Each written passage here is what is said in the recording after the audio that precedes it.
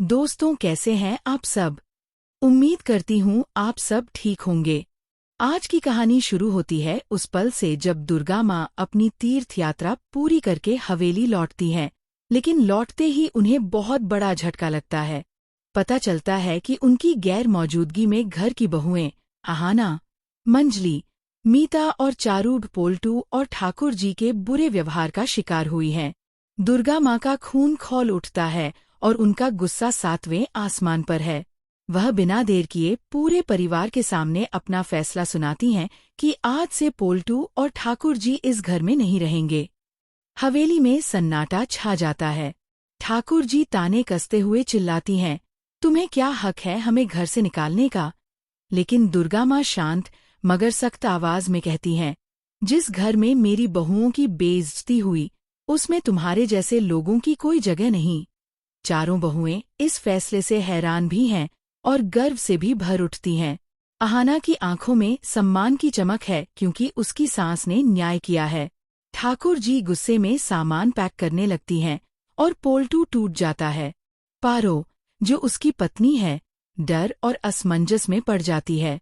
लेकिन दुर्गा माँ प्यार से समझाती हैं कि वह इस घर में रह सकती हैं। केवल पोल्टू और ठाकुर जी को ही सबक सिखाया जा रहा है। हवेली में माहौल थोड़ी देर के लिए शांत हो जाता है। चारों बहुएं मिलकर घर को संवारने में जुट जाती हैं। आहाना दुर्गा माँ के फैसले की तारीफ करती हैं और कहती हैं, माँ, आपने इंसाफ किया है। लेकिन कहानी यहीं खत्म नहीं होती।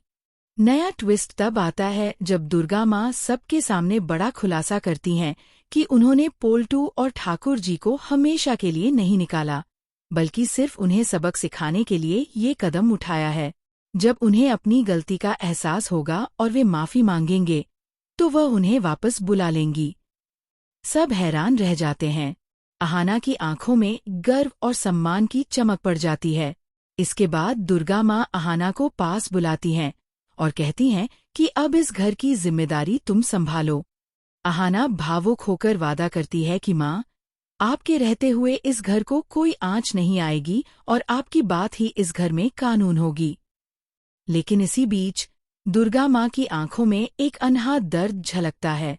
उनकी तबीयत पहले जैसी नहीं रहती और यह आहाना को सबसे ज्यादा परेशान करता है।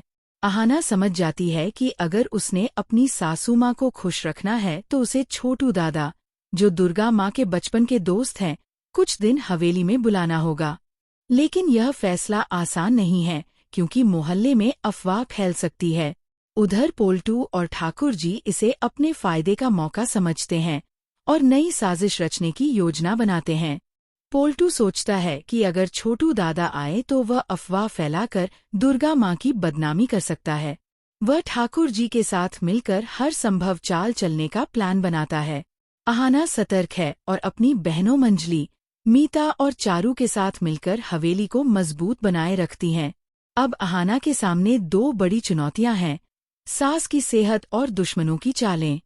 वह दिन रात दुर्गा माँ की सेवा में लगी रहती हैं, उनकी दवाइयों और पसंद का खाना ध्यान में रखती हैं और हर समय उनके साथ रहती हैं। दुर्गा माँ अपनी कृतज्ञता और चिंता के साथ कहती हैं, बेटी, मुझे नहीं पता मैं कितने दिन और रहूंगी, लेकिन तुमने इस घर को अपनी बेटियों की तरह संभाला है। आहाना की आंखों में आंसू आ जाते हैं। वह वादा करती है कि माँ जल्दी ठीक होंगी और छोटू दादा को बुलाएगी ताकि उनका मन खुश रहे। लेकिन कहानी यहीं खत्म नहीं होती। पोल्टू और ठाकुर जी लगातार अपनी साजिशों में लगे रहते हैं, जबकि आहाना और उसकी बहुएं हवेली की सुरक्षा और शांति बनाए रखने के लिए हर पल सतर्क रहती हैं। यह तो अभी कहानी की शुरुआत है। जो आगे होने वाला है वह और भी बड़ा और खतरनाक ट्विस्ट लेकर आने वाला है। दुर्गा माँ की तबीयत, पोल्टू और ठाकुर जी की चालें और आहाना की जिम्मेदारियां सभी मिलकर एक ऐसा नाटक रचने वाली हैं जिसे देखकर दर्शक अपनी सांसें रोक कर देखेंगे। अच्छा करके फिर मिलेंगे एक नई कहानी के साथ। तब तक के लिए खुश रहिए, सलामत रहिए और देखते रहिए।